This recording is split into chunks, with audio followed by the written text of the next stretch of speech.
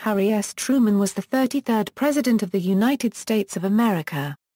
The final running mate of President Franklin D. Roosevelt in 1944, Truman succeeded to the presidency on April 12, 1945, when Roosevelt died after months of declining health. Under Truman, the U.S. successfully concluded World War II. In the aftermath of the conflict, tensions with the Soviet Union increased, marking the start of the Cold War. Truman was born in Missouri, and spent most of his youth on his family's farm. During World War I, Truman served in combat in France as an artillery officer in his National Guard unit. After the war, he briefly owned a haberdashery and joined the Democratic Party political machine of Tom Pendergast in Kansas City, Missouri. He was first elected to public office as a county official, and in 1935 became U.S. Senator. He gained national prominence as head of the wartime Truman Committee, which exposed waste, fraud, and corruption in wartime contracts. While Germany surrendered a few weeks after Truman assumed the presidency, the war with Japan was expected to last another year or more. Truman approved the use of atomic weapons against Japan, intending to force Japan's surrender and spare American lives in an invasion. The decision remains controversial. His presidency was a turning point in foreign affairs, as the nation supported an internationalist foreign policy in conjunction with European allies. Working closely with Congress, Truman assisted in the founding of the United Nations, issued the Truman Doctrine to contain communism, and passed the $13 billion Marshall Plan to rebuild Europe, including the Axis powers of both world wars, whereas the wartime ally Soviet Union became the peacetime enemy, and the Cold War began. He oversaw the Berlin Airlift in 1948 and the creation of NATO in 1949. When Communist North Korea invaded South Korea in 1950, he immediately sent in U.S. troops and gained UN approval for the Korean War. After initial success, the UN forces were thrown back by Chinese intervention and the conflict was stalemated through the final years of Truman's presidency. On domestic issues, bills endorsed by Truman often faced opposition from a conservative Congress dominated by the South, but his administration successfully guided the American economy through post-war economic challenges. He said civil rights was a moral priority, and submitted the first comprehensive legislation in 1948, and issued executive orders to start racial integration of the military and federal agencies that year. Corruption in Truman's administration, which was linked to certain members in the cabinet and senior White House staff, was a central issue in the 1952 presidential campaign which Adlai Stevenson, Truman's successor as Democratic nominee, lost to Republican Dwight D. Eisenhower.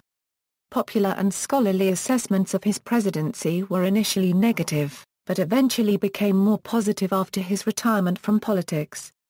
Truman's 1948 election upset for his full term as president is routinely invoked by underdog candidates. Early life and career: Harry S. Truman was born on May 8, 1884, in Lamar, Missouri, the oldest child of John Anderson Truman and Martha Ellen Young Truman. His parents chose the name Harry after his mother's brother, Harrison Harry Young.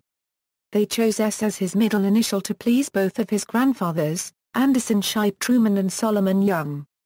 The S did not stand for anything, a common practice among the Scots-Irish. A brother, John Vivian, was born soon after Harry, followed by one sister, Mary Jane. John Truman was a farmer and livestock dealer.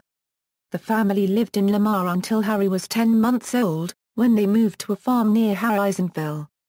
The family next moved to Belton, and in 1887 to his grandparents' 600-acre farm in Grandview. When Truman was 6, his parents moved to Independence, so he could attend the Presbyterian Church Sunday School. Truman did not attend a traditional school until he was 8. As a boy, Truman was interested in music, reading, and history, all encouraged by his mother, with whom he was very close. As president, he solicited political as well as personal advice from her. He got up at 5 every morning to practice the piano, which he studied twice a week until he was 15. Truman was a page at the 1900 Democratic National Convention at Convention Hall in Kansas City. His father had many friends who were active in the Democratic Party and helped young Harry to gain his first political position. After graduating from Independence High School in 1901, Truman worked as a timekeeper on the Santa Fe Railroad, sleeping in hobo camps near the rail lines. He worked at a series of clerical jobs, and was employed briefly in the mailroom of the Kansas City Star. He returned to the Grandview farm in 1906, where he lived until entering the Army in 1917.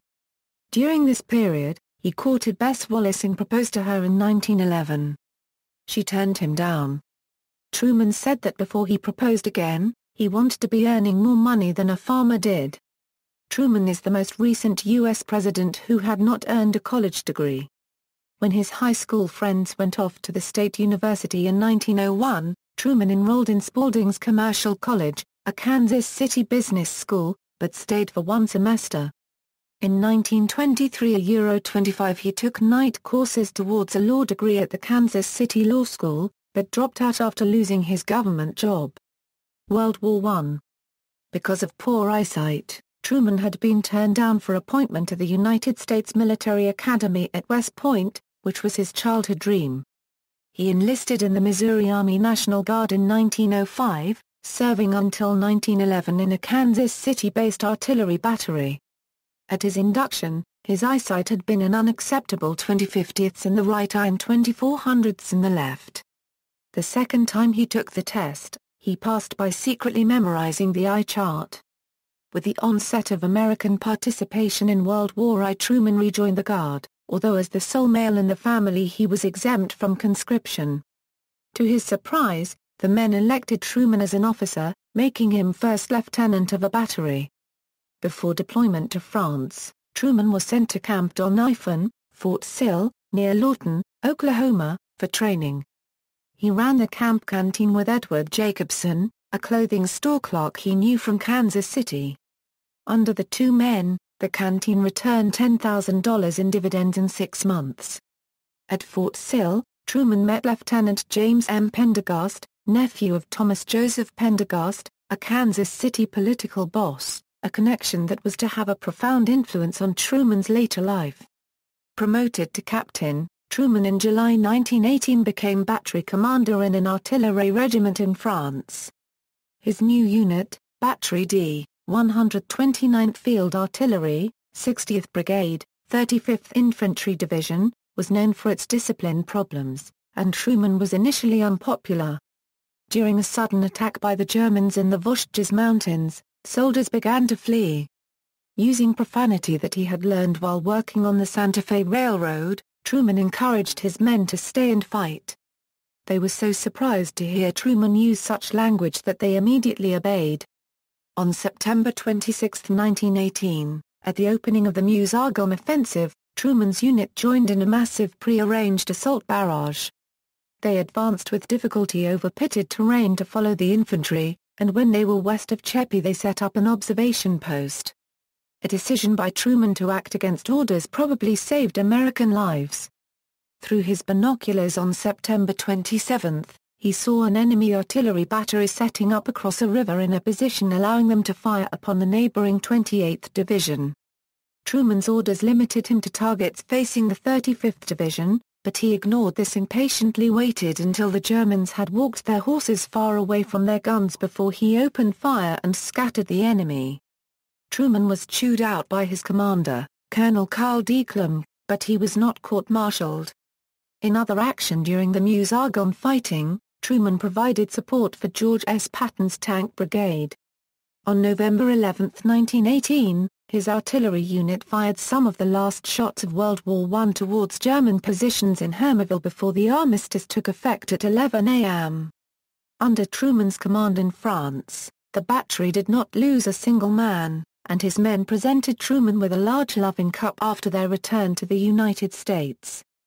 The war was a transformative experience that brought out Truman's leadership qualities.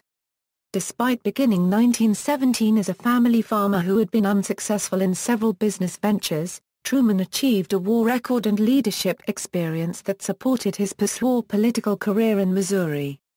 Politics: Jackson County Judge. At the war's conclusion, Truman was mustered out as a captain. He returned to Independence, where he married Bess Wallace on June 28, 1919. The couple had one child, Mary Margaret. Shortly before the wedding, Truman and Jacobson opened a haberdashery at 104 West 12th Street in downtown Kansas City. After brief initial success, the store went bankrupt during the recession of 1921. Truman did not pay off the last of the debts from that venture until 1934, when he did so with the aid of a supporter. Jacobson and Truman remained close friends, and Jacobson's advice to Truman on Zionism later played a role in the U.S. government's decision to recognize Israel. In 1922, with the help of the Kansas City Democratic machine led by Tom Pendergast, Truman was elected a judge of the County Court of the Eastern District of Jackson County, an administrative, not judicial, position similar to county commissioners elsewhere. Truman was not re-elected in 1924, losing in a Republican wave led by President Calvin Coolidge. His 2 years in the political wilderness selling automobile club memberships convinced him that a public service career was safer for a man approaching middle age who had never been successful in the private sector. In 1926, with the support of the Pendergast machine, Truman was elected the presiding judge for the county court, and re-elected in 1930. Truman helped coordinate the 10-year plan, which transformed Jackson County and the Kansas City skyline with new public works projects, including an extensive series of roads, construction of a new white designed county court building, and the dedication of a series of 12 Madonna of the Trail monuments honoring pioneer women. In 1933, Truman was named Missouri's director for the federal reemployment program at the request of Postmaster General James Farley. This was payback to Pendergast for delivering the Kansas City vote to Franklin D. Roosevelt in the 1932 presidential election. The appointment confirmed Pendergast's control over federal patronage jobs in Missouri and marked the zenith of his power. It also created a relationship between Truman and Roosevelt aide Harry Hopkins, and assured Truman's avid support for the New Deal. U.S. Senator. After serving as judge, Truman wanted to run for governor or Congress, but Pendergast rejected these ideas. Truman thought that he would serve out his career in some well-paying sinecure at the county level. Instead, after 4 other men turned him down, Pendergast reluctantly backed Truman as a Democratic candidate for the 1934 U.S. Senate election for Missouri. During the Democratic primary, Truman defeated 2 congressmen, John J. Cochran and Jacob L. Milligan, with the solid support of Jackson County, which was crucial to his candidacy, as were the contacts he had made statewide as a county official. Truman defeated the incumbent Republican, Roscoe C. Patterson, by nearly 20 percentage points. Truman assumed office with a reputation as the senator from Pendergast. Though he gave patronage decisions to Pendergast, Truman always maintained he voted his conscience. He later defended the patronage decisions by saying that by offering a little to the machine, he saved a lot. In his first term as a U.S. Senator, Truman spoke out against corporate greed and the dangers of Wall Street speculators and other moneyed special interests attaining too much influence in national affairs. He was largely ignored by President Roosevelt, and had difficulty getting calls to the White House returned. In 1940, United States Attorney Morris Milligan and former Governor Lloyd Stark challenged Truman in the Democratic primary. Truman was politically weakened by Pendergast's imprisonment for income tax evasion the previous year. The senator had remained loyal, claiming that Republican judges, not the Roosevelt administration, were responsible for the boss's downfall. St. Louis Party leader Robert E. Hannigan's support of Truman proved crucial. He would later broker the deal that put Truman on the national ticket. In the end, Stark and Milligan split the anti-Pendergast vote in the Senate Democratic primary, and Truman won by 8,000 votes. In the November election, Truman defeated Republican Manvel H. Davis by 51% to 49%. Late in 1940, Truman traveled to a number of military bases. The waste and profiteering he saw led him to use his subcommittee chairmanship in the Committee on Military Affairs to begin investigations into abuses while the nation prepared for war. A separate committee to conduct a formal investigation was set up under Truman. The Roosevelt administration supported this plan rather than whether a more hostile probe by the House of Representatives. chairmanship of what came to be known as the Truman Committee made him a national figure. Activities of the Truman Committee ranged from criticizing the $1-a-year men hired by the government, many of whom proved ineffective, to investigating a shoddily built New Jersey housing project for war workers. The committee is reported to have saved as much as $15 a billion. Its activities put Truman on the cover of Time magazine. According to the Senate's historical minutes, in leading the committee, Truman erased his earlier public image as an errand runner for Kansas City politicos, and no senator ever gained greater political benefits from chairing a special investigating committee than did Missouri's Harry S. Truman. Vice Presidency. Vice President Henry Wallace, though popular among Democratic voters, was viewed as too far to the left and too friendly to Labor for some of Roosevelt's advisers. Knowing that Roosevelt might not live out a fourth term, both the president and several of his confidants wanted to replace Wallace. Outgoing Democratic National Committee Chairman Frank C. Walker, incoming Chairman Hannigan, Party Treasurer Edwin W. Pauley, strategist Ed Flynn, Chicago Mayor Edward Joseph Kelly and lobbyist George E. Allen all wanted to keep Wallace off the ticket. Roosevelt told party leaders he would accept either Truman or Supreme Court Justice William O. Douglas. State and city party leaders strongly preferred Truman, and Roosevelt agreed.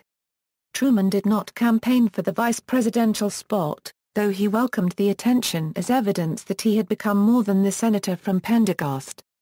Truman's nomination, dubbed the Second Missouri Compromise, was well received, and the Roosevelt-Truman ticket went on to a 432-99 electoral vote victory in the election, defeating the Republican ticket of Governor Thomas E. Dewey of New York and running mate Governor John Bricker of Ohio. Truman was sworn in as vice president on January 20, 1945.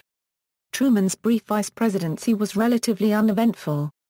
Roosevelt rarely contacted him, even to inform him of major decisions. The president and vice president met alone together only twice during their time in office. In one of his first acts as vice president, Truman created some controversy when he attended the disgraced Pendergast's funeral. He brushed the criticism aside, saying simply, "He was always my friend and I have always been his." He had rarely discussed world affairs or domestic politics with Roosevelt. He was uninformed about major initiatives relating to the war and the top-secret Manhattan Project, which was about to test the world's first atomic bomb. Truman had been vice president for 82 days when President Roosevelt died on April 12, 1945. That afternoon, Truman presided over the Senate as usual. He had just adjourned the session for the day and was preparing to have a drink in House Speaker Sam Rayburn's office when he received an urgent message to go immediately to the White House. Truman assumed that President Roosevelt wanted to meet with him, but Eleanor Roosevelt informed him that her husband had died after suffering a massive cerebral hemorrhage. Truman's first concern was for Mrs. Roosevelt. He asked if there was anything he could do for her, to which she replied, "Is there anything we can do for you? You are the one in trouble now." Presidency 1945-1953, first term, assuming office. Atomic bomb. Shortly after taking the oath of office, Truman said to reporters, "Boys, if you ever pray, pray for me now. I don't know if you fellas ever had a load of hay fall on you, but when they told me what happened yesterday, I felt like the moon, the stars, and all the planets had fallen on me." Upon assuming the presidency, Truman asked all the members of FDR's cabinet to remain in place, and told them that he was open to their advice. He emphasized a central principle of his administration: he would be the one making decisions, and they were to support him. Although Truman was told briefly on the afternoon of April 12 that the Allies had a new, highly destructive weapon, it was not until April 25 that Secretary of War Henry Stimson told him the details. Truman benefited from a honeymoon period after Roosevelt's death, and from the Allies' success in Europe, wrapping up the war there. Truman was pleased to issue the Proclamation of Ve Day on May 8, 1945, his 61st birthday. In the wake of Allied victory, Truman journeyed to Europe for the Potsdam Conference. He was there when he learned that the Trinity test of the first atomic bomb on July 16 had been successful. He hinted to Joseph Stalin that the U.S. was about to use a new kind of weapon against the Japanese. Though this was the first time the Soviets had been officially given information about the atomic bomb, Stalin was already aware of the bomb project, having learned about it long before Truman did. In August, after the imperial government refused surrender demands, Truman authorized the atomic bombing of Japan. Although it was not known how devastating the explosions and the aftermath would be, Truman, like most Americans, was not inclined to be merciful towards the Japanese in the wake of the long years of war. Truman always stated that his decision to bomb Japan saved life on both sides. Military estimates for an invasion of the Japanese home islands were that it could take a year and result in 250,000 to 500,000 American casualties. He also knew that the program could cost $2 billion, and so he was not inclined to forego an alternative that might quickly end the war. Hiroshima was bombed on August 6, and Nagasaki 3 days later. When the Japanese were still slow to surrender, Truman ordered a massive conventional air raid on Tokyo for August 13. Japan agreed to surrender the following day. Supporters of Truman's decision argue that, given the tenacious Japanese defense of the outlying islands, the bombings saved hundreds of thousands of lives that would have been lost invading mainland Japan. Others have argued that the use of nuclear weapons was unnecessary and inherently immoral. Truman wrote, later in life, that, "I knew what I was doing when I stopped the war. I have no regrets and, under the same circumstances, I would do it again." Strikes and economic upheaval. The end of World War II was followed by an uneasy transition from war to a peacetime economy. The costs of the war effort were enormous, and Truman was intent on decreasing government expenditures on the military as quickly as possible. Demobilizing the military and reducing the size of the various services was a cost-saving priority. The effect of demobilization on the economy was unknown, but fears existed that the nation would slide back into a depression. A great deal of work had to be done to plan how best to transition to peacetime production of goods while avoiding mass unemployment for returning veterans. Government officials did not have consensus as to what economic course the post-war U.S. should steer. In addition, Roosevelt had not paid attention to Congress in his final years, and Truman faced a body where a combination of Republicans and conservative Southern Democrats formed a powerful voting bloc. The president was faced with a reawakening of labor management conflicts that had lain dormant during the war years, severe shortages in housing and consumer products, and widespread dissatisfaction with inflation, which at one point hit 6% in a single month. Added to this polarized environment was a wave of destabilizing strikes in major industries.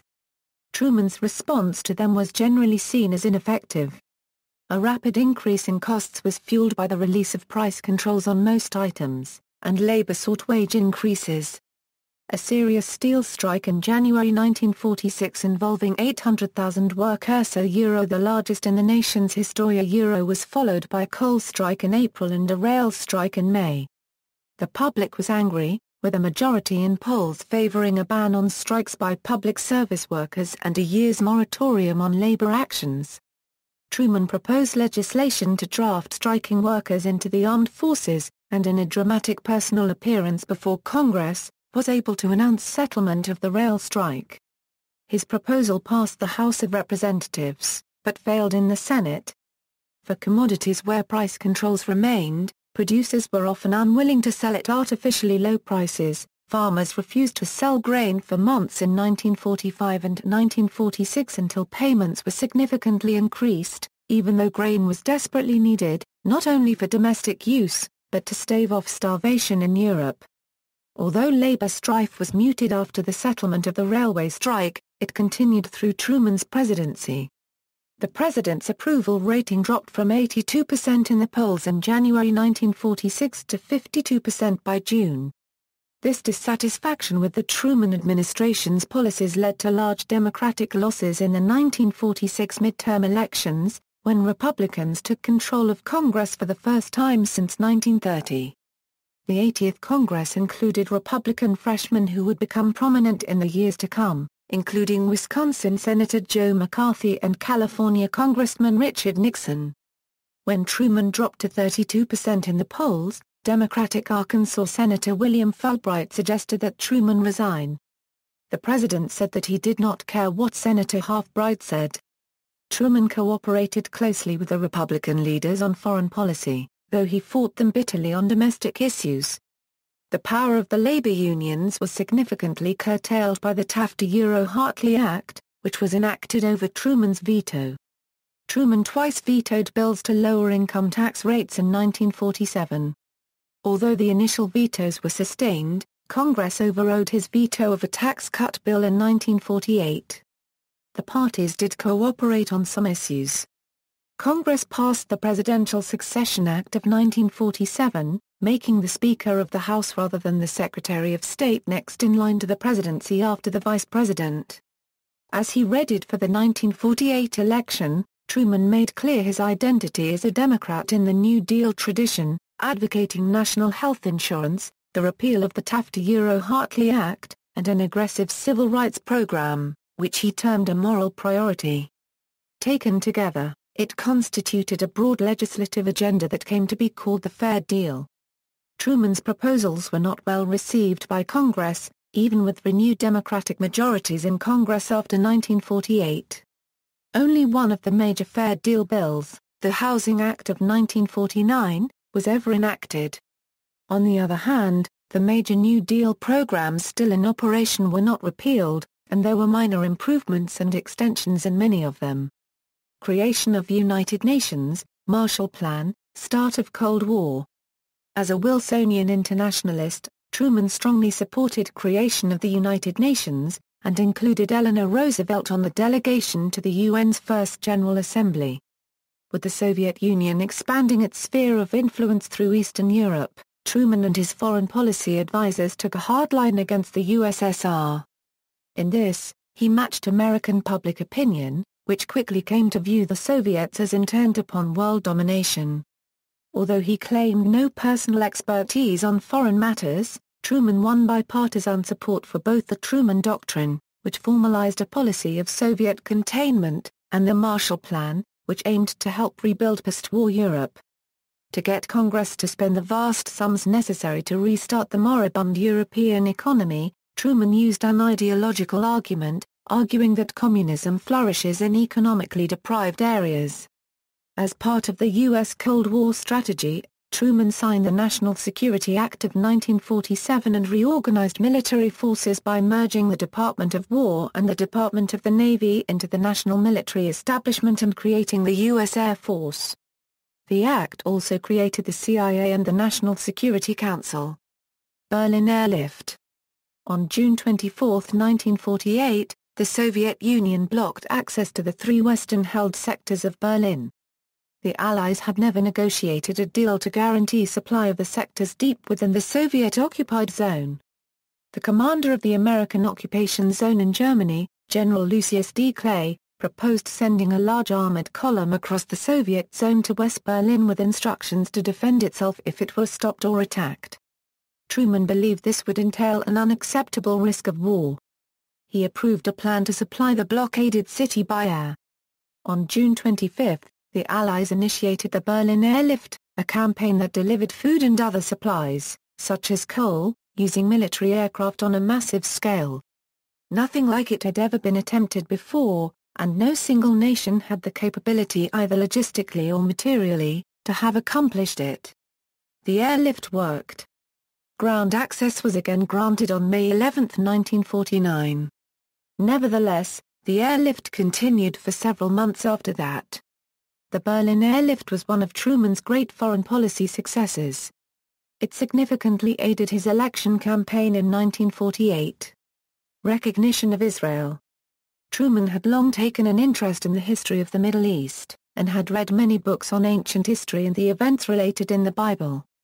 He was sympathetic to those who sought a Jewish homeland in mandatory Palestine. As a senator, he had assured Jewish leaders of his support for Zionism, and at a 1943 rally in Chicago had called for a homeland for those Jews who survived the Nazi regime. A Jewish homeland in Palestine was widely popular in the United States, and Jewish support could be key in the upcoming presidential election. However, State Department officials were reluctant to offend the Arabs, who were opposed to the establishment of a Jewish state in their midst. Secretary of Defense James Forrestal warned Truman of the importance of Saudi Arabian oil in another war. Truman replied that he would decide his policy on the basis of justice, not oil. Furthermore, when diplomats were called home from the Middle East to advise Truman and promoted the Arab point of view, Truman told them he had few Arabs among his constituents. American policymakers in 1947-48 agreed that the highest foreign policy objective was containment of Soviet expansion as the Cold War unfolded.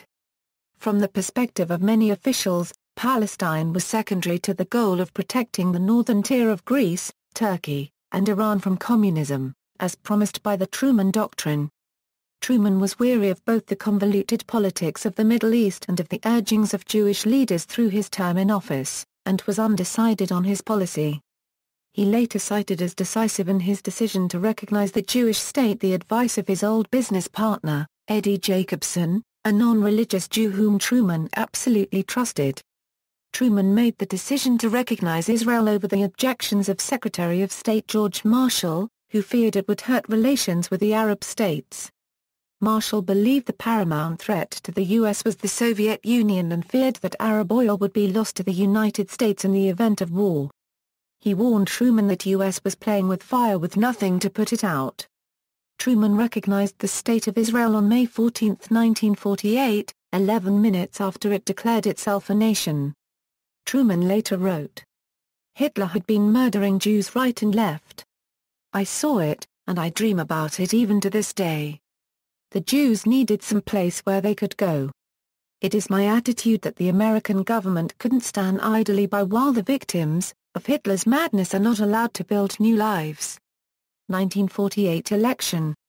The 1948 presidential election is remembered for Truman's stunning come-from-behind victory. In the spring of 1948, Truman's public approval rating stood at 36%, and the president was nearly universally regarded as incapable of winning the general election. The New Deal operatives within the party including FDR's son James tried to swing the Democratic nomination to General Dwight D. Eisenhower, a highly popular figure whose political views and party affiliation were totally unknown. Eisenhower emphatically refused to accept, and Truman outflanked opponents to his nomination. At the 1948 Democratic National Convention, Truman attempted to unify the party by placing a vague civil rights plank in the party platform. The aim was to assuage the internal conflicts between the northern and southern wings of his party. Events overtook the president's efforts at compromise, however. A sharp address given by Mayor Hubert Humphrey of Minneapolis as well as the local political interests of a number of urban bases convinced the convention to adopt a stronger civil rights plank, which Truman approved wholeheartedly. All of Alabama's delegates, and a portion of Mississippi's, walked out of the convention in protest. Unfazed, Truman delivered an aggressive acceptance speech attacking the 80th Congress, which Truman called the Do-Nothing Congress, and promising to win the election and make these Republicans like it. Within 2 weeks of the convention, in 1948 Truman issued Executive Order 9981, racially integrating the U.S. Armed Services and Executive Order 9980 to integrate the federal government. Truman took a considerable political risk in backing civil rights, and many seasoned Democrats were concerned that the loss of Dixiecrat support might destroy the Democratic Party. The fear seemed well justified. South Carolina Governor Strom Thurmond declared his candidacy for the presidency on a Dixiecrat ticket and led a full-scale revolt of Southern states' rights proponents. This rebellion on the right was matched by one on the left, led by Wallace on the Progressive Party ticket. Immediately after its first post-FDR convention, the Democratic Party found itself disintegrating. Victory in November seemed a remote possibility, with the party not simply split but divided three ways. For his running mate, Truman accepted Kentucky Senator Alban W. Barkley, though he really wanted Justice William O. Douglas, who turned down the nomination. The campaign was a remarkable 21,928-mile presidential odyssey. In a personal appeal to the nation, Truman crisscrossed the U.S. by train. His whistle-stop speeches from the rear platform of the observation car Ferdinand Magellan came to represent his campaign. His combative appearances, such as those at the town square of Harrisburg, Illinois, captured the popular imagination and drew huge crowds. 6 stops in Michigan drew a combined 500,000 people. A full million turned out for a New York City ticker tape parade.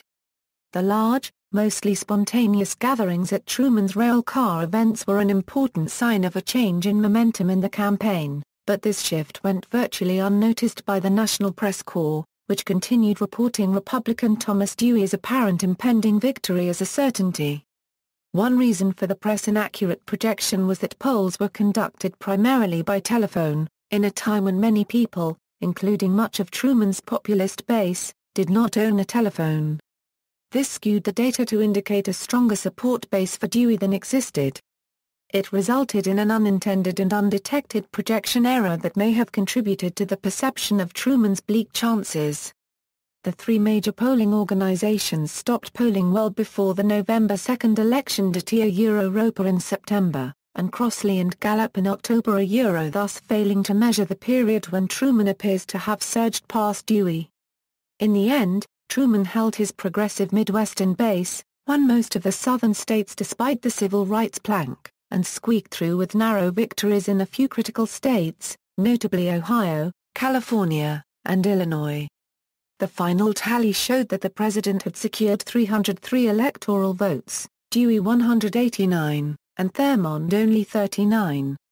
Henry Wallace got none.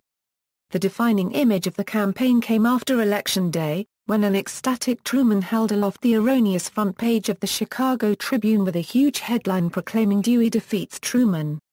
Second term, Truman's inauguration was the first ever televised nationally.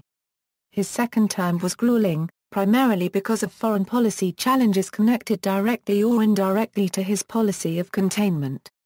He quickly had to come to terms with the end of the American nuclear monopoly. With information provided by its espionage networks in the U.S., the Soviet Union's atomic bomb project progressed much faster than it had been expected, and they detonated their first bomb on August 29, 1949. In response, on January 7, 1953, Truman announced the detonation of the first U.S. hydrogen bomb. Korean War. On June 25, 1950, Kim Il-sung's North Korean People's Army invaded South Korea, starting the Korean War.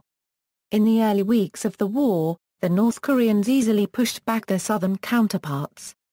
Truman called for a naval blockade of Korea, only to learn that due to budget cutbacks, the U.S. Navy could not enforce such a measure. Truman promptly urged the United Nations to intervene. It did, authorizing troops under the UN flag led by U.S. General Douglas MacArthur. Truman decided that he did not need formal authorization from Congress, believing that most legislators supported his position. This would come back to haunt him later, when the stalemated conflict was dubbed Mr. Truman's War by legislators. However, on July 3, 1950, Truman did give Senate Majority Leader Scott W. Lucas a draft resolution titled Joint Resolution expressing approval of the action taken in Korea.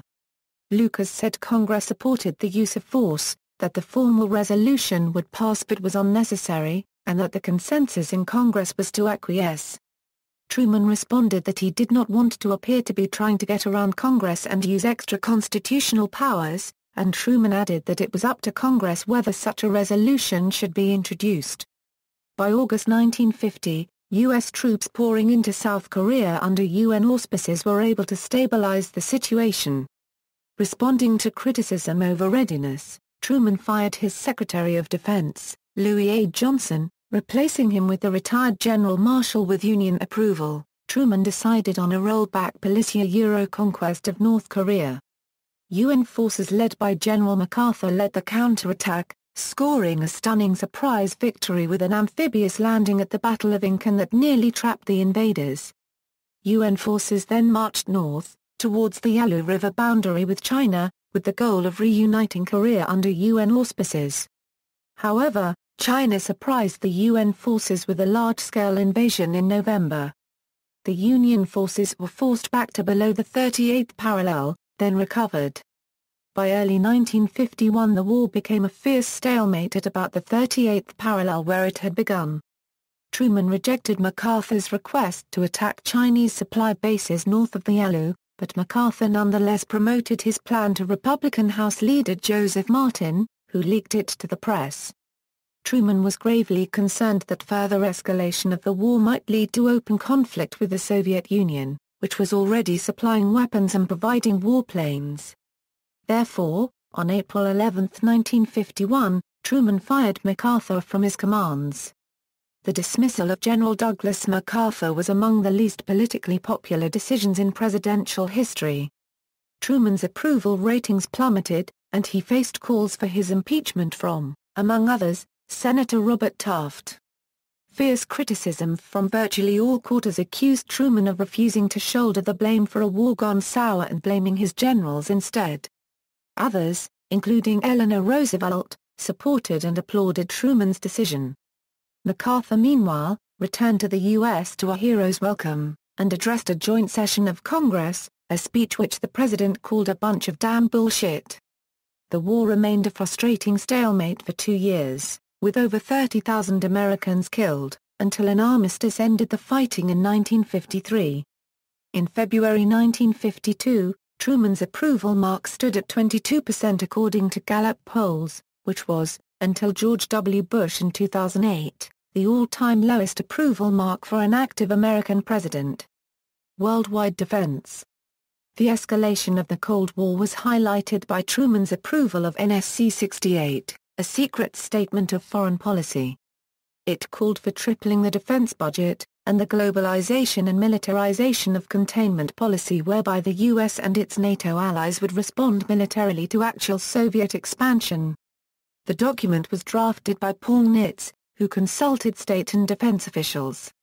It was formally approved by President Truman as official national strategy after the war began in Korea.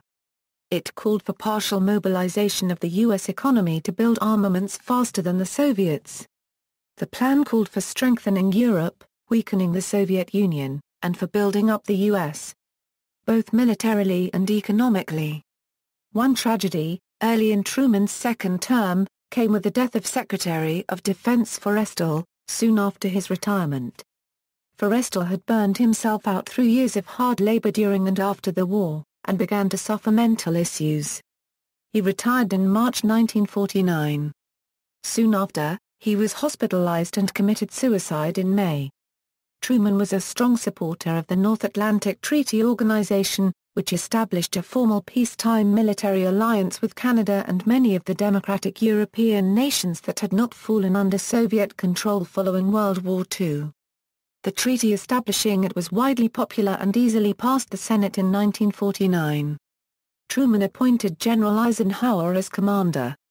NATO's goals were to contain Soviet expansion in Europe and to send a clear message to communist leaders that the world's democracies were willing and able to build new security structures in support of democratic ideals.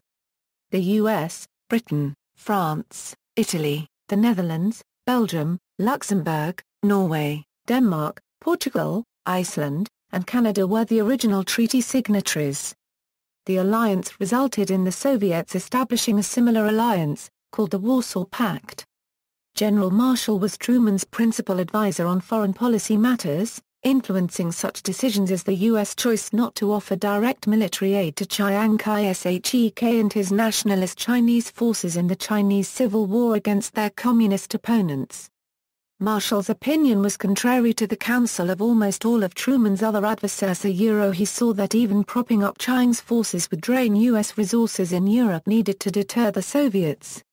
When the Communists took control of the mainland, driving the nationalists to Taiwan and establishing the People's Republic of China, Truman would have been willing to maintain some relationship between the U.S. and the new government, but Mao was unwilling. In June 1950, Truman ordered the U.S. Navy's 7th Fleet into the Taiwan Strait to prevent further conflict between the Communist government on the China mainland and the Republic of China on Taiwan. Soviet espionage and Mccarthyism. In August 1948, Whittaker Chambers, a former spy for the Soviets and a senior editor at Time magazine, testified before the House Un-American Activities Committee stating that an underground communist network had been working within the U.S. government since the 1930s, of which Chambers had been a member, along with Alger Hiss, until recently a senior State Department official.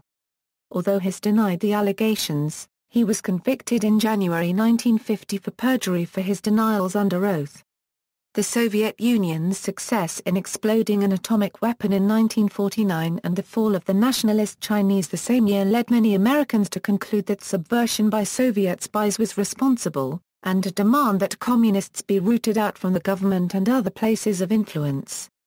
However, Truman did not fully share such opinions. He famously called the Hiss trial a red herring, and Justice Department was moving to indict Chambers instead of Hiss for perjury. Following Hiss's conviction, Secretary of State Dean Acheson announced that he stood by him. This and other events, such as the revelation that British atomic bomb scientist Klaus Fuchs was a spy, led current and former members of HUAC, including Congressman Nixon of California and Carl Mund of South Dakota, to decry Truman and his administration, especially the State Department, as soft on communism. Wisconsin Senator McCarthy used a Lincoln Day speech in Wheeling, West Virginia to accuse the State Department of harboring communists, and rode the controversy to political fame. In the following years, Republicans used his conviction to castigate the Democrats for harboring communists in government. Congressman Nixon gained election to the Senate in 1950 on an anti-communist platform, defeating the liberal Helen Gahagan Douglas, whom he called the Pink Lady.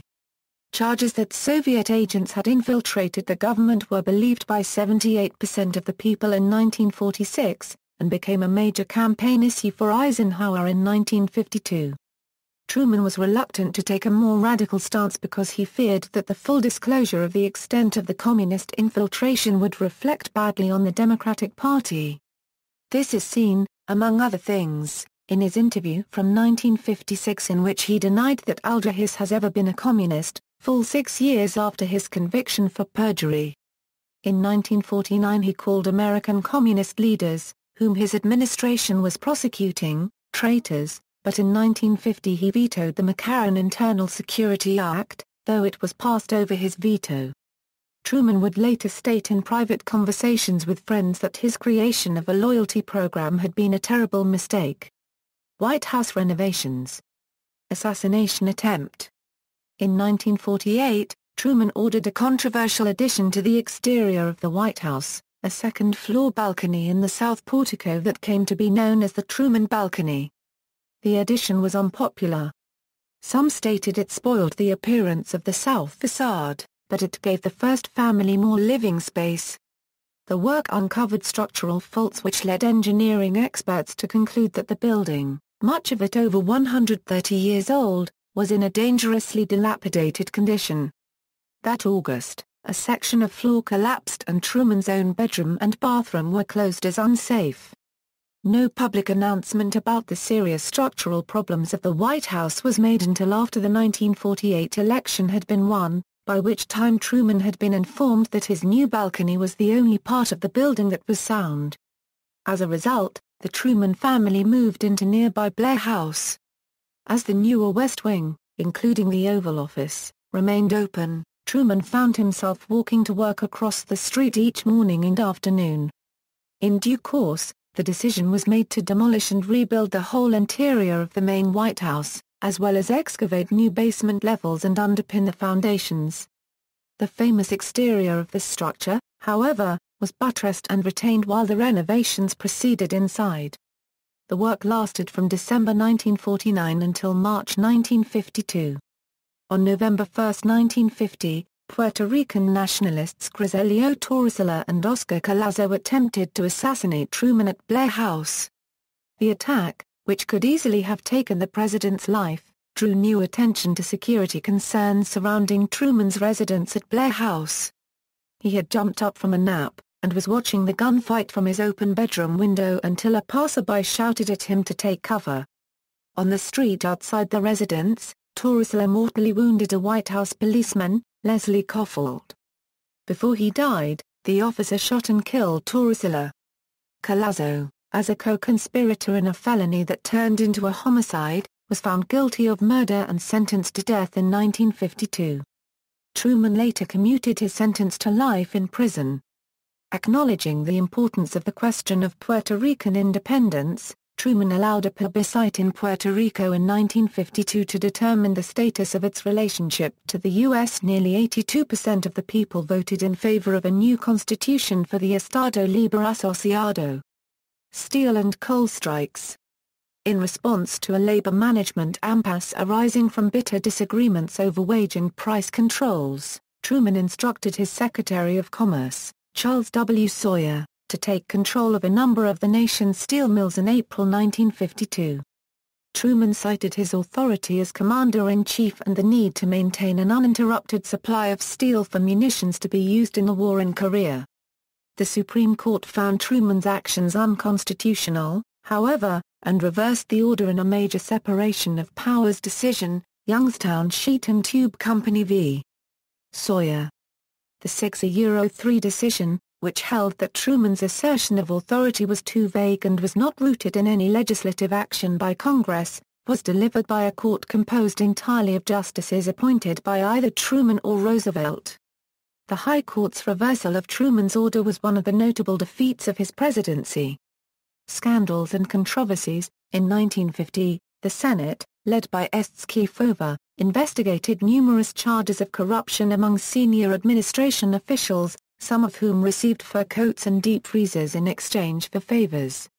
A large number of employees of the Internal Revenue Bureau were accepting bribes. 166 employees either resigned or were fired in 1950, with many soon facing indictment.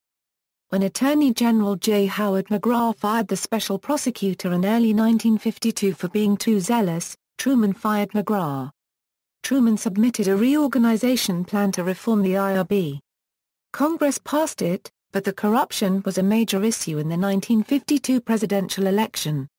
On December 6, 1950, music critic Paul Hume wrote a critical review of a concert by Margaret Truman. Miss Truman is a unique American phenomenon with a pleasant voice of little size and fair qualitia. She cannot sing very well. Is flat a good deal of the to me more last night than at any time we have heard her in past years. Has not improved in the years we have heard her. And still cannot sing with anything approaching professional finish. Harry Truman wrote a scathing response. I've just read your lousy review of Margaret's concert. I've come to the conclusion that you are an 8 ulcer man on 4 ulcer pay. It seems to me that you are a frustrated old man who wishes he could have been successful. When you write such poppycock as was in the back section of the paper you work for, it shows conclusively that you're off the beam and at least 4 of your ulcers are at work. Someday I hope to meet you. When that happens you'll need a new nose, a lot of beefsteak for black eyes, and perhaps a supporter below. Pegler, a gutter snipe, is a gentleman alongside you. I hope you'll accept that statement as a worse insult than a reflection on your ancestry. Truman was criticized by many for the letter. However, he pointed out that he wrote it as a loving father and not as the president. In 1951, William M. Boyle, Truman's longtime friend and chairman of the Democratic National Committee, was forced to resign after being charged with financial corruption. Civil rights. A 1947 report by the Truman administration titled "To Secure These Rights" presented a detailed 10-point agenda of civil rights reforms. In February 1948, the president submitted a civil rights agenda to Congress that proposed creating several federal offices devoted to issues such as voting rights and fair employment practices. This provoked a storm of criticism from Southern Democrats in the run-up to the National Nominating Convention, but Truman refused to compromise, saying, "My forebears were Confederates, sir. But my very stomach turned over when I had learned that Negro soldiers, just back from overseas, were being dumped out of Army trucks in Mississippi and beaten." Tales of the abuse, violence, and persecution suffered by many African American veterans upon their return from World War II infuriated Truman, and were a major factor in his decision to issue Executive Order 9981. In July 1948, desegregating and requiring equal opportunity in the armed forces. After several years of planning, recommendations and revisions between Truman, the Committee on Equality of Treatment and Opportunity in the various branches of the military, army units became racially integrated. Another executive order, also in 1948, made it illegal to discriminate against persons applying for civil service positions based on race. A third, in 1951, established the Committee on Government Contract Compliance. This committee ensured that defense contractors did not discriminate because of race. Administration and Cabinet. All of the Cabinet members when Truman became president in 1945 had been appointed by Franklin D. Roosevelt. Judicial appointments, Supreme Court. Truman appointed the following justices to the Supreme Court: Harold Hitz Burton Euro 1945, Frederick M. Vinson Euro 1946, Tom C. Clark Euro 1949, Sherman Montana Euro 1949. Truman's judicial appointments have been called by critics inexcusable. A former Truman aide confided that it was the weakest aspect of Truman's presidency. The New York Times condemned the appointments of Tom C. Clark and Sherman Minton in particular as examples of cronyism and favoritism for unqualified candidates. The four justices appointed by Truman joined with Justices Felix Frankfurter, Robert H. Jackson, and Stanley Reed to create a substantial seven-member conservative bloc on the Supreme Court. This returned the court for a time to the conservatism of the 1920s. Other courts. In addition to his four Supreme Court appointments, Truman appointed 27 judges to the Courts of Appeals, and 101 judges to federal district courts. 1952 election. In 1951, the U.S. ratified the 22nd Amendment, making a president ineligible for election to a third term or for election to a second full term after serving more than 2 remaining years of a term of a previously elected president. The latter clause would have applied to Truman's situation in 1952 except that a grandfather clause in the amendment explicitly excluded the amendment from applying to the incumbent president. At the time of the 1952 New Hampshire primary, no candidate had won Truman's backing. His first choice, Chief Justice Frederick M. Vinson, had declined to run. Illinois Governor Adlai Stevenson had also turned Truman down, Vice President Barkley was considered too old, and Truman distrusted and disliked Senator Kefauver, who had made a name for himself by his investigations of the Truman administration scandals. Truman had hoped to recruit General Eisenhower as a Democratic candidate, but found him more interested in seeking the Republican nomination. Accordingly, Truman let his name be entered in the New Hampshire primary by supporters. The highly unpopular Truman was handily defeated by Kefauver. 18 days later the president announced he would not seek a second full term. Truman was eventually able to persuade Stevenson to run, and the governor gained the nomination at the 1952 Democratic National Convention. Eisenhower gained the Republican nomination, with Senator Nixon as his running mate, and campaigned against what he denounced as Truman's failures, Korea, communism and corruption. He pledged to clean up the mess in Washington, and promised to go to Korea. Eisenhower defeated Stevenson decisively in the general election, ending 20 years of Democratic presidents. While Truman and Eisenhower had previously been good friends, Truman felt betrayed that Eisenhower did not denounce Joseph McCarthy during the campaign. Similarly, Eisenhower was outraged when Truman, who made a whistle-stop tour in support of Stevenson, accused the former general of disregarding sinister forces: anti-Semitism, anti-Catholicism, and anti-freaknism within the Republican Party. Eisenhower was so outraged he threatened not to make the customary ride down Pennsylvania Avenue with the departing president before the inauguration, but to meet Truman at the steps to the Capitol, where the swearing-in takes place. Post-Presidency. Upon leaving the presidency, Truman returned to Independence, Missouri, to live at the Wallace home he and Bess had shared for years with her mother. Once out of office, Truman quickly decided that he did not wish to be on any corporate payroll, believing that taking advantage of such financial opportunities would diminish the integrity of the nation's highest office. He also turned down numerous offers for commercial endorsements. Since his earlier business ventures had proved unsuccessful, he had no personal savings. As a result, he faced financial challenges. Once Truman left the White House, his only income was his old Army pension, $112.56 per month. Former members of Congress and the federal courts received a federal retirement package. President Truman himself ensured that former servants of the executive branch of government received similar support.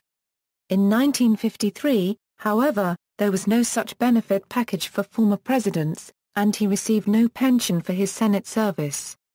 Truman took out a personal loan from a Missouri bank shortly after leaving office, and then set about establishing another precedent for future former chief executives, a book deal for his memoirs of his time in office. Ulysses S. Grant had overcome similar financial issues with his own memoirs, but the book had been published posthumously, and he had declined to write about life in the White House in any detail. For the memoirs, Truman received only a flat payment of $670,000, and had to pay two-thirds of that in tax. He calculated he got $37,000 after he paid his assistants. However, the memoirs were a commercial and critical success. They were published in 2 volumes in 1955 and 1956 by Doubleday and Hodder and Stoughton, Memoirs by Harry S. Truman, Year of Decisions, and Memoirs by Harry S. Truman, Years of Trial and Hope. The former president was quoted in 1957 as saying to then House Majority Leader John McCormack, "Had it not been for the fact that I was able to sell some property that my brother, sister, and I inherited from our mother, I would practically be on relief, but with the sale of that property I am not financially embarrassed." The following year, Congress passed the Former President's Act, offering a $25,000 yearly pension to each former president, and it is likely that Truman's financial status played a role in the law's enactment. The one other living former president at the time, Herbert Hoover, also took the pension, even though he did not need the money. Reportedly, he did so to avoid embarrassing Truman. Truman's predecessor, Franklin D. Roosevelt, had organized his own presidential library, but legislation to enable future presidents to do something similar had not been enacted. Truman worked to garner private donations to build a presidential library, which he donated to the federal government to maintain and operate, a practice adopted by his successors. He testified before Congress to have money appropriated to have presidential papers copied and organized, and was proud of the bill's passage in 1957. Max Skidmore, in his book on the life of former presidents, noted that Truman was a well-read man, especially in history. Skidmore added that the presidential papers legislation and the founding of his library was the culmination of his interest in history. Together they constitute an enormous contribution to the United States, one of the greatest of any former president.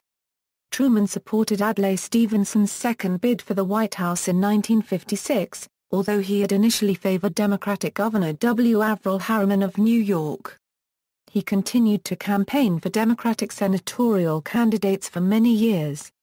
Upon turning 80 in 1964, Truman was feted in Washington, and addressed the Senate, availing himself of a new rule that allowed former presidents to be granted privilege of the floor. After a fall in his home in late 1964, his physical condition declined. In 1965, President Lyndon B. Johnson signed the Medicare Bill at the Harry S. Truman Library and Museum and gave the first 2 Medicare cards to Truman and his wife Bess to honor the former president's fight for government health care while in office. Death. On December 5, 1972, Truman was admitted to Kansas City's Research Hospital and Medical Center with lung congestion from pneumonia. He developed multiple organ failure and died at 7:50 a.m. on December 26 at the age of 88. Bess Truman opted for a simple private service at the library for her husband rather than a state funeral in Washington. A week after the funeral, foreign dignitaries and Washington officials attended a memorial service at Washington National Cathedral. Bess died in 1982. They both are buried at the Harry S. Truman Library and Museum in Independence. Tributes and Legacy. Citing continuing divisions within the Democratic Party, the ongoing Cold War, and the boom and bust cycle, an American Political Science Association prize-winning 1952 book stated that after 7 years of Truman's hectic, even furious, activity, the nation seemed to be about on the same general spot as when he first came to office. Nowhere in the whole Truman record can one point to a single, decisive breakthrough for. All his skills and energies and he was among our hardest working presidents were directed to standing still. When he left office in 1953, Truman was one of the most unpopular chief executives in history. His job approval rating of 22% in the Gallup poll of February 1952 was lower than Richard Nixon's 24% in August 1974, the month that Nixon resigned. American public feeling towards Truman grew steadily warmer with the passing years. As early as 1962, a poll of 75 historians conducted by Arthur M. Schlesinger, Sr. ranked Truman among the near-great presidents. The period following his death consolidated a partial rehabilitation of his legacy among both historians and members of the public. Truman died when the nation was consumed with crises in Vietnam and Watergate, and his death brought a new wave of attention to his political career. In the early and mid-1970s, Truman captured the popular imagination much as he had in 1948, this time emerging as a kind of political folk hero, a president who was thought to exemplify an integrity and accountability many observers felt was lacking in the Nixon White House. This public reassessment of Truman was aided by the popularity of a book of reminiscences which Truman had told to journalist Merle Miller beginning in 1961, with the agreement that they would not be published until after Truman's death. Truman had his latter-day critics as well. After a review of information available to Truman about the presence of espionage activities in the U.S. government, Democratic Senator Daniel Patrick Moynihan concluded that Truman was almost willfully obtuse concerning the danger of American communism. In 2010, historian Alonzo Hamby concluded that Harry Truman remains a controversial president. However, since leaving office, Truman has fared well in polls ranking the presidents. He has never been listed lower than 9th, and was ranked 5th in a C-SPAN poll in 2009. The fall of the Soviet Union in 1991 caused Truman advocates to claim vindication for Truman's decisions in the post-war period. According to Truman biographer Robert Dallek, his contribution to victory in the Cold War without a devastating nuclear conflict elevated him to the stature of a great or near-great president. The 1992 publication of David Mccullough's favorable biography of Truman further cemented the view of Truman as a highly regarded chief executive. According to historian Daniel McCoy in his book on the Truman presidency, Harry Truman himself gave a strong and far from incorrect impression of being a tough, concerned and direct leader. He was occasionally vulgar, often partisan, and usually nationalistic. On his own terms, Truman can be seen as having prevented the coming of a Third World War and having preserved from communist oppression much of what he called the free world. Yet clearly he largely failed to achieve his Wilsonian aim of securing perpetual peace, making the world safe for democracy, and advancing opportunities for individual development internationally. Sights and honors. In 1956, Truman traveled to Europe with his wife. In Britain, he received an honorary degree in civic law from Oxford University and met with Winston Churchill. In 1959, he was given a 50-year award by the Masons, recognizing his long-standing involvement. He was initiated on February 9, 1909 into the Belton Freemasonry Lodge in Missouri. In 1911, he helped establish the Grandview Lodge, and he served as its first worshipful master. In September 1940, during his Senate re-election campaign, Truman was elected Grand Master of the Missouri Grand Lodge of Freemasonry. Truman said later that the Masonic election assured his victory in the general election. In 1945, he was made a 33rd-degree Sovereign Grand Inspector General and an honorary member of the Supreme Council at the Supreme Council AASR. Southern Jurisdiction Headquarters in Washington, D.C. Truman was also a member of Sons of the American Revolution and a card-carrying member of the Sons of Confederate Veterans. Two of his relatives were Confederate soldiers. In 1975, the Truman Scholarship was created as a federal program to honor U.S. college students who exemplify dedication to public service and leadership in public policy. In 2004, the President Harry S. Truman Fellowship in National Security Science and Engineering was created as a distinguished postdoctoral 3-year appointment at Sandia National Laboratories. In 2001, the University of Missouri established the Harry S. Truman School of Public Affairs to advance the study and practice of governance. The University of Missouri's Missouri Tigers athletic programs have an official mascot named Truman the Tiger. On July 1, 1996, Northeast Missouri State University became Truman State University to mark its transformation from a teacher's college to a highly selective liberal arts university and to honor the only Missourian to become president. A member institution of the City Colleges of Chicago, Harry S. Truman College in Chicago, Illinois, is named in his honor for his dedication to public colleges and universities. In 2000, the headquarters for the State Department, built in the 1930s but never officially named, was dedicated as the Harry S. Truman Building. Despite Truman's attempt to curtail the naval carrier arm, which led to the 1949 revolt of the admirals, an aircraft carrier is named after him. The USA Harry S. Truman, CVN-75, was christened on September 7, 1996. The 129th Field Artillery Regiment is designated Truman's Own in recognition of Truman's service as commander of its D Battery during World War I. In 1984, Truman was posthumously awarded the United States Congressional Gold Medal. In 1991, he was inducted into the Hall of Fame as Missourians, and a bronze bust depicting him is on permanent display in the rotunda of the Missouri State Capitol. In 2006, Thomas Daniel, grandson of the Trumans, accepted a star on the Missouri Walk of Fame to honor his late grandfather. In 2007, John Truman, a nephew, accepted a star for Best Truman. The Walk of Fame is in Marshfield, Missouri, a city Truman visited in 1948. Other sites associated with Truman include, Harry S. Truman National Historic Site includes the Wallace House at 219N Delaware in Independence and the family farmhouse at Grandview, Missouri. Harry S. Truman Birthplace State Historic Site is the house where Truman was born and spent 11 months in Lamar, Missouri. Harry S. Truman Presidential Library and Museum The Presidential Library in Independence, Harry S. Truman Little White House Truman's Winter Getaway at Key West, Florida, see also. Electoral history of Harry S. Truman, National Mental Health Act, Truman Day, List of Presidents of the United States, American Presidents on U.S. postage stamps, Truman, references. Bibliography. Books, Ambrose, Stephen E. Eisenhower, 1890–1952. New York, Simon & Schuster. ISBN A978-0-671-44069-5. Binning, William C. Esterly, Larry E.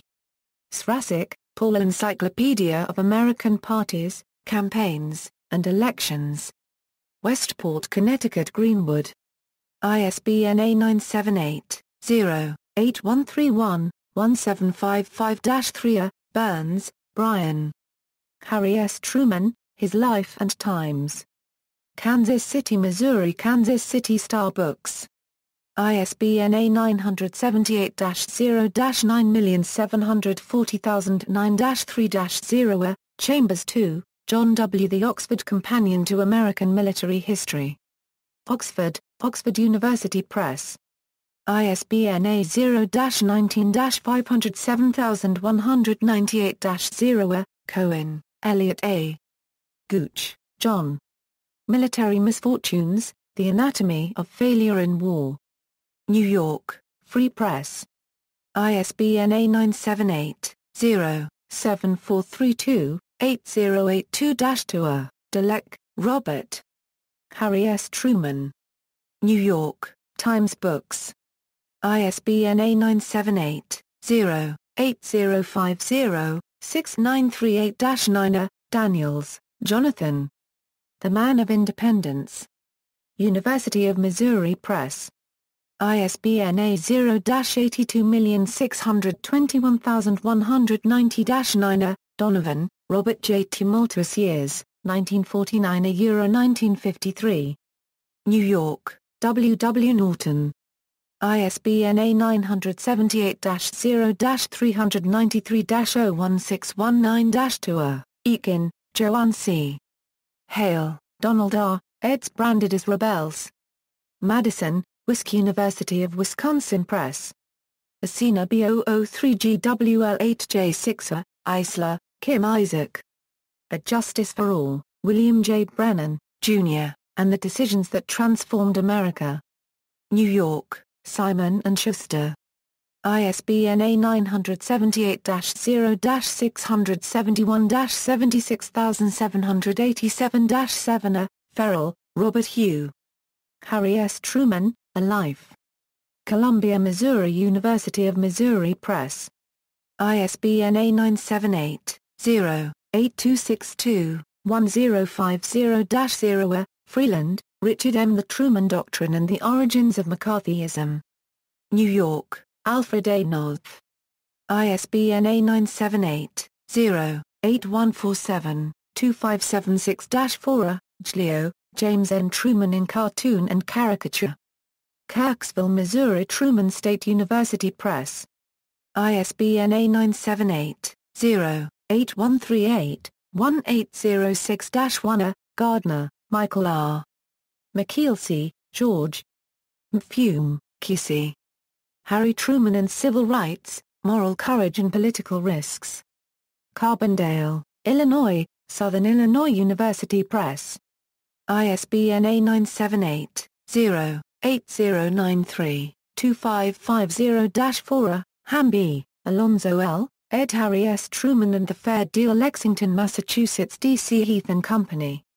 ISBN A978-0-669-87080-0. Hamby, Alonzo L. Man of the People, A Life of Harry S. Truman. Oxford, Oxford University Press. ISBN A978-0-19-504546-8. Hamilton, Lee H. Relations Between the President and Congress in Wartime. In James A. Thurber. Rivals for Power, Presidentiale Euro-Congressional Relations. Rowman and Littlefield. ISBN A0-74256142-9. Holsty, Ole. Public Opinion and American Foreign Policy. Ann Arbor, Michigan, The University of Michigan Press. ISBN A978-0-472-06619-3. Hunter, Stephen. Bainbridge, J.R., John. American Gunfight, The Plot to Kill Harry Truman and the Shootout That Stopped It. New York, Simon & Schuster. ISBN A978-0-7432-6068-8. Herwood, Bernhardt J. Gosfield, Frank. Korea, Land of the 38th Parallel. New York, Parents Magazine Press. PA 123. Judies, John B. Genesis, Truman, American Jews, and the Origins of the Arab-Israeli Conflict. New York, Farrar, Straus and Giroux. ISBN A978-0-374-16109-5. Kirkendall, Richard S. Harry S. Truman Encyclopedia. Boston, G. K. Hall Publishing. ISBN A978-0-8161-8915-1. Klotzel, James E. Charles, Steve, ed. Scott Standard Postage Stamp Catalog 1. Sydney, Ohio, Scott Publishing Company. ISBN A978-0-89487-460-4. Lenczowski, George. American Presidents and the Middle East. Durham, North Carolina, Duke University Press. ISBN A978-0-8223-0972-7. McCoy, Donald. The Presidency of Harry S. Truman. Lawrence, Kansas University Press of Kansas. ISBN A978-0-7006-0252-0. McCulloch, David. Truman. New York, Simon & Schuster. ISBN A978-0-671-86920-5. McGregor, Morris J., Junior Integration of the Armed Services 1940 Euro 1965. Washington, D.C. Center of Military History. ISBN A978-0-16-001925-8. Martin, Joseph William. My First 50 Years in Politics as Told to Robert J. Donovan. New York, McGraw-Hill, Miller, Mo. Plain Speaking, An Oral Biography of Harry S. Truman. New York, Putnam Publishing Group. ISBN A978-0-399-11261-4. Mitchell, Franklin D. Harry S. Truman in the News Media, Contentious Relations, Belated Respect. Columbia, Missouri University of Missouri Press. ISBN A0-8262-1180-1. Oshinsky, David M. Harry Truman. In Brinkley, Alon. Dyer, Davis. The American Presidency. Boston, Houghton Mifflin. ISBN A978-0-618-38273-6. Pietrusza, David. 1948, Harry Truman's Improbable Victory in the Year That Transformed America. New York, Union Square Press. ISBN A978-1-4027-6748-7. Savage, Sean J. Roosevelt, The Party Leader, 1932 Euro 1945. Lexington, Kentucky, The University Press of Kentucky. ISBN A978-0-8131-1755-3. Skidmore, Max J. After the White House, Former Presidents as Private Citizens. New York, Macmillan. ISBN A978-0-312-29559-2. Stoll, Michael. National Interest and State Terrorism. The Politics of Terrorism. New York, CRC Press. Stokesbury, James L. A Short History of the Korean War. New York, Harper Perennial. ISBN A978-0-688-09513-0. Troy, Gil. Leading from the Center, Why Moderates Make the Best Presidents.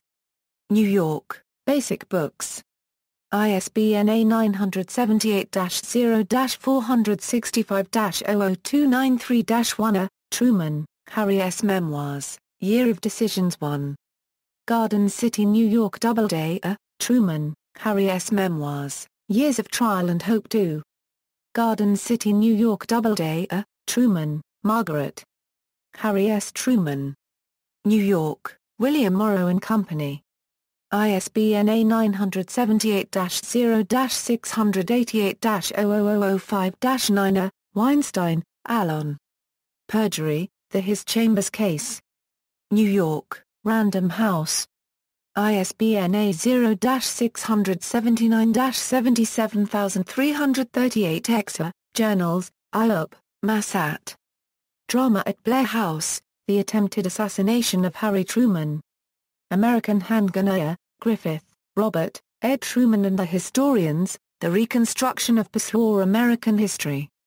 The Wisconsin Magazine of History. 59. Hamby, Alonzo L. 1948 Democratic Convention. The South Secedes Again. Smithsonian. Hetchler, Ken.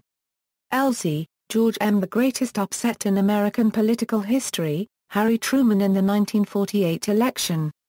White House Studies. Matt Ray, James 1. Truman's Plan for Victory, National Self-Determination and the 38th Parallel Decision in Korea. Journal of American History. 66 doi, 10.2307/1,900,879. ISNA 0021-8723. JSTORA 1,900,879. May, Ernest. 1947 Euro 48, when Marshall kept the U.S. out of war in China. The Journal of Military History. JSTORA 3,093,261. Neustadt, Richard E. Congress and the Fair Deal, A Legislative Balance Sheet. Public Policy 5. Reprinted in Hamby 1974, ppA 15 €42. Ochtolenghi, Michael. Harry Truman's Recognition of Israel.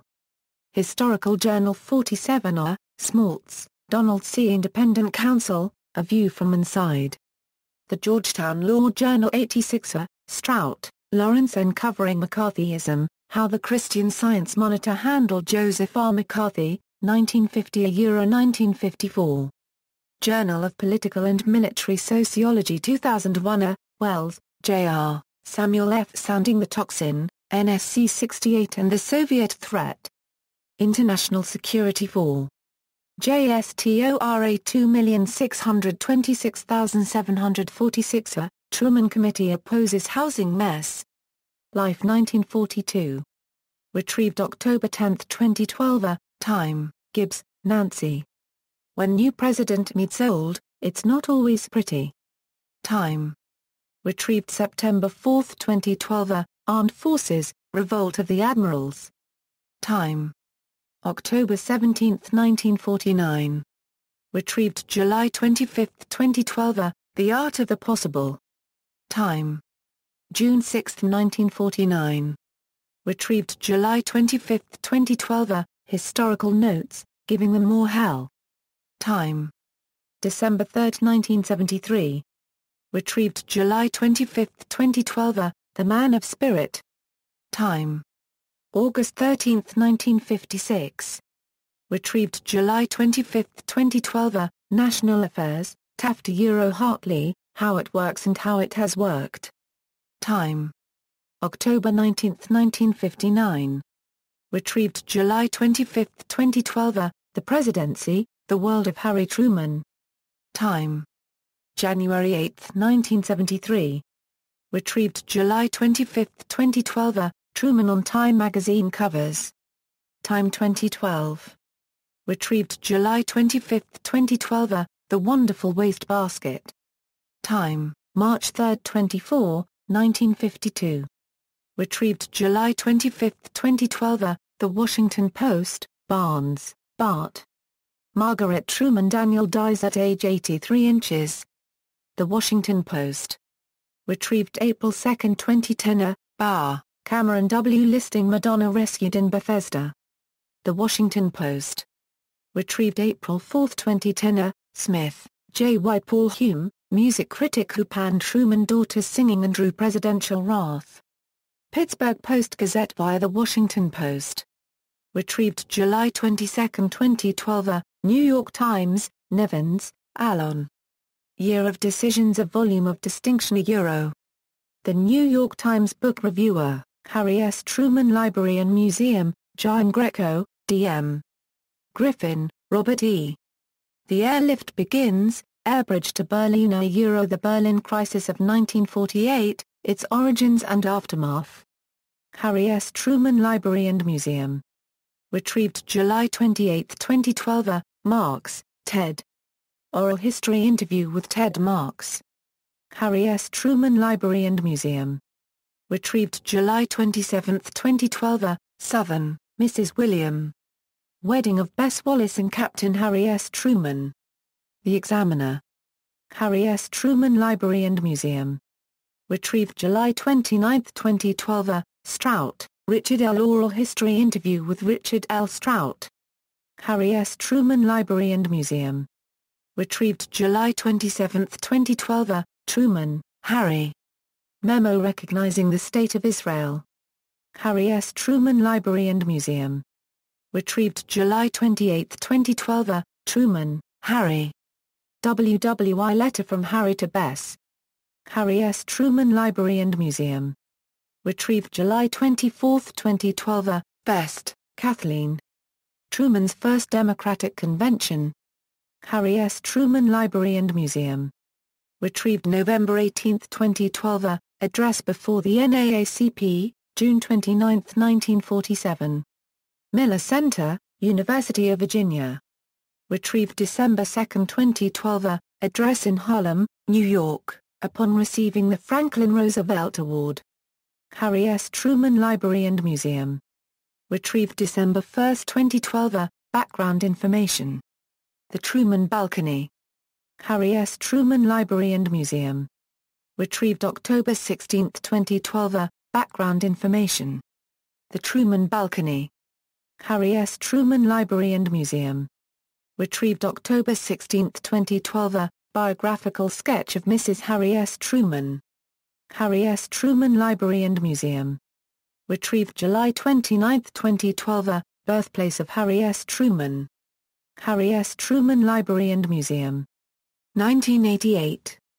Retrieved July 25, 2012. Chronological record of the 129th Field Artillery 1917 Euro 1919. Harry S. Truman Library and Museum. Retrieved July 27, 2012. Desegregation of the Armed Forces. Harry S. Truman Library and Museum. Retrieved July 28, 2012. Drugstore clerk at 14, his first job. Harry S. Truman Library and Museum. Retrieved July 25, 2012. Eleanor and Harry, The Correspondence of Eleanor Roosevelt and Harry S. Truman. Harry S. Truman Library and Museum. Retrieved July 28, 2012. FAQ, is the letter on display that Truman wrote in defense of his daughter's singing? Harry S. Truman Library and Museum. December 6, 1950. Retrieved July 29, 2012. Harry S. Truman Post-Presidential Papers. Harry S. Truman Library and Museum. Retrieved July 28, 2012. Harry Truman joins Battery B of the Missouri National Guard. Harry S. Truman Library and Museum. Retrieved July 27, 2012. Memorandum of Information for the Secret Euro Blockade of Korea. Harry S. Truman Library and Museum. July 6, 1950. Retrieved July 28, 2012. Military Personnel File of Harry S. Truman. Harry S. Truman Library and Museum. Retrieved July 27, 2012. President Lyndon B. Johnson signs Medicare Bill. Harry S. Truman Library and Museum. July 30, 1965. Retrieved July 29, 2012. President Truman addresses Congress on proposed health program, Washington, D.C. This day in Truman history. Harry S. Truman Library and Museum. November 19, 1945. Retrieved July 27, 2012. Senator. Harry S. Truman Library and Museum. Retrieved July 25, 2012. McDonald, John W. 10 of Truman's happiest years spent in Senate. Harry S. Truman Library and Museum. Retrieved May 10, 2014. Originally published in the Independence Examiner, Truman Centennial Edition. Special Message to the Congress on Civil Rights. Harry S. Truman Library and Museum. Retrieved December 2, 2012. Use of the period after the S in Harry S. Truman's name. Harry S. Truman Library and Museum. Retrieved July 24, 2012. Online sources: Bennett, Stephen L. Restoration of Confidence, Polling's Comeback from 1,948 inches. Public Opinion Prose. Retrieved November 1, 2012. Berdichevsky, Norman. Israel, From Darling of the Left to Pariah State. New English Review. Retrieved September 3, 2012. Curran, Jan. Takata, Susan. Getting a sample isn't always easy. Dear Habermas. California State University Euro Dominguez Hills. Retrieved September 6, 2012. Gian Greco, D.M. Captain Harry Truman and Battery D, 129th Field Artillery in Action in the Argonne. Doughboy Center, The Story of the American Expeditionary Forces. WorldWar1.com. Retrieved July 29, 2012. Gian Greco, D.M.'s Soldier from Independence, Harry S. Truman in the Great War. U.S. Army Command and General Staff College. Retrieved July 29, 2012. Gilley, William J. Captain Harry Truman, Artilleryman and Future President. Doughboy Center, The Story of the American Expeditionary Forces. WorldWar1.com. Archived from the original on June 14, 2008. Retrieved July 29, 2012. Goldstein, Steve. First Daughter. A Bit Mag. Retrieved July 29, 2012. Hamby, Alonzo. Presidency: How do historians evaluate the administration of Harry Truman? History News Network. George Mason University. Retrieved September 8, 2012. Higgs, Robert. Truman's attempt to seize the steel industry. The Freeman. The Independent Institute. Retrieved September 7, 2012. Jones, Tim.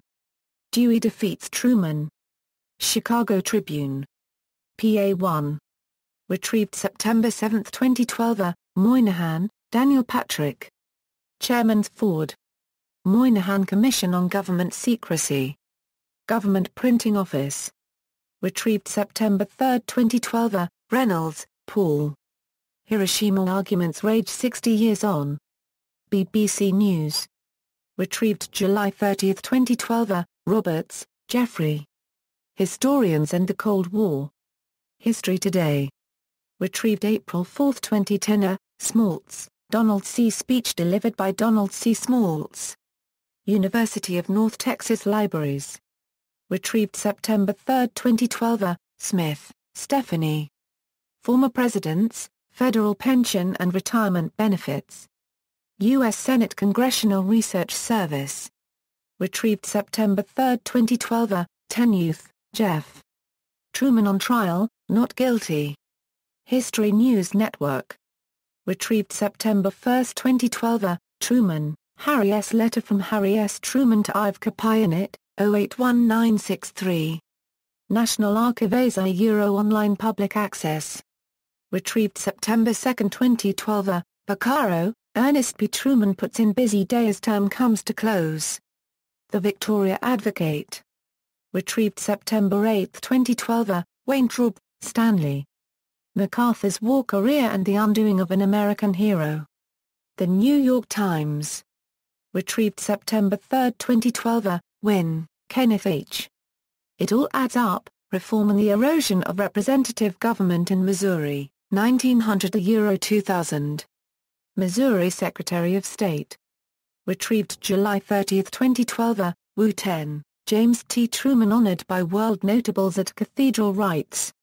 The New York Times. PA 1. Retrieved November 1, 2012. America in the Second World War, The Manhattan Project. U.S. History 2012. Retrieved July 30, 2012. American President, a Reference Resource. Miller Center, University of Virginia. Retrieved September 9, 2012. Biographical Dictionary of the Federal Judiciary. Washington, D.C. Federal Judicial Center. Retrieved March 4, 2012. A search is run from page, select research categories, then check court type, a nominating president, then select U.S. District Courts and also Harry Truman. C-SPAN Survey of Presidential Leadership. Archived from the original on February 17, 2009. Retrieved April 5, 2010. Chapter 12, The President Intervenes. U.S. Army Center of Military History 2102. Retrieved September 3, 2012. Executive Order 9981, establishing the President's Committee on Equality of Treatment and Opportunity in the Armed Services, Harry S. Truman. Federal Register. National Archives. 1948. Retrieved September 6, 2012. Hall of Famous Missourians. Missouri House of Representatives. Retrieved September 7, 2012. Harry S. Truman, Second Confederate President. The Missouri Partisan Ranger. 1995. Retrieved July 29, 2012. Harry S. Truman Euro 1948. United States Federal Archives. Retrieved September 7, 2012. Harry S. Truman 33rd President. The Grand Lodge of Free and Accepted Masons of Pennsylvania, 2011. Retrieved July 29, 2012. Harry S. Truman, 34th Vice President. United States Senate. 2012. Retrieved July 30, 2012. Harry S. Truman Birthplace State Historic Site. Missouri State Parks and Historic Sites. 2012. Retrieved July 30, 2012. Harry S. Truman School of Public Affairs. Truman School of Public Affairs, University of Missouri. Retrieved June 18, 2008. Inauguration of the President, Fact and Firsts. United States Senate. 2005. Retrieved September 3, 2012. Interview transcripts, The Potsdam Conference. The American Experience. PBS. 2012. Retrieved July 31, 2012. Joe Performance Ratings for President Truman. Public Opinion Archives. Roper Center.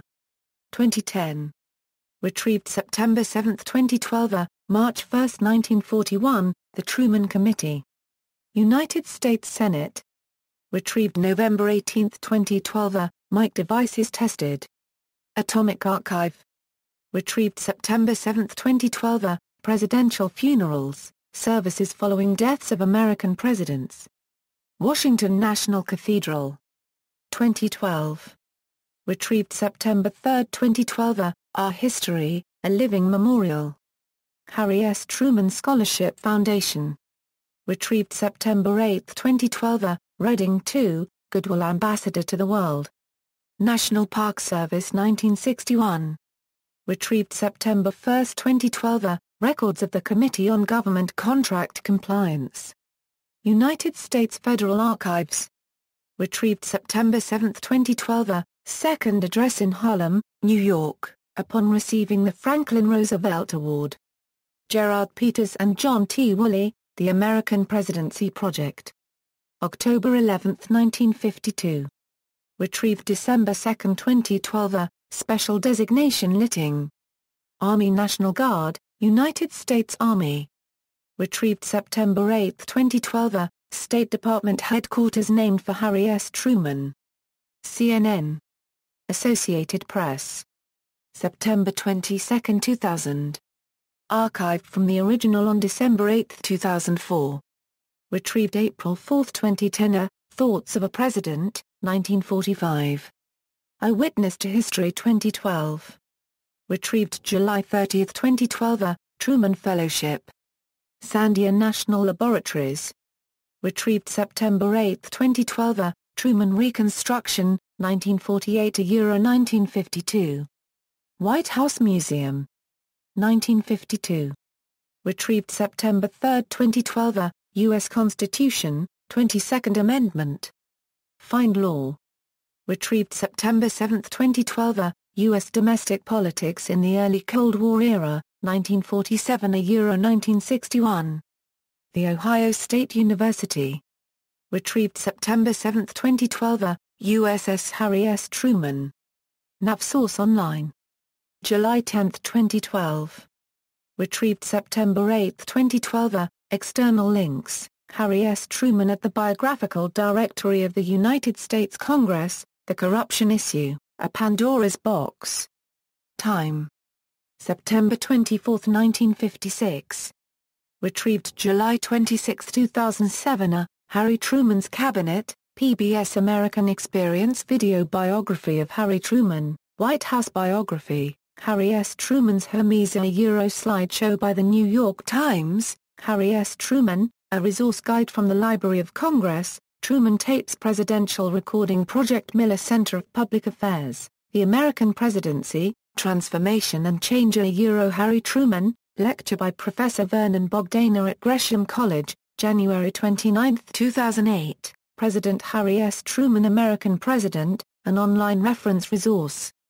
Miller Center of Public Affairs, Harry Truman at C-SPAN's American Presidents, Life Portraits, the short film Harry Truman, President of the U.S. is available for free download at the Internet Archive. More, the short film Truman, a self-portrait is available for free download at the Internet Archive. More, First Taiwan Strait Crisis Quemoy and Matsu Islands.